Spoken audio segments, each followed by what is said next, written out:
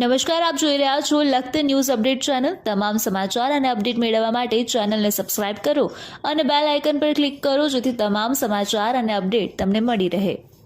Maninagar railway station બહાર all Gujarat railway passenger association દ્વારા રેલવેના 171માં વર્ષ પૂર્ણ થયાની ઉજવણી કરવામાં આવી।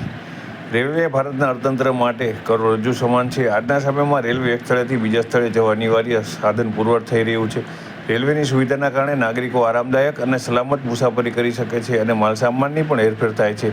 16મી એપ્રિલ 1853ના રોજ સર્વપ્રથમ રેલવે ટ્રેન મુંબઈથી બોરીબંદર થાણાથી શરૂ થઈ હતી।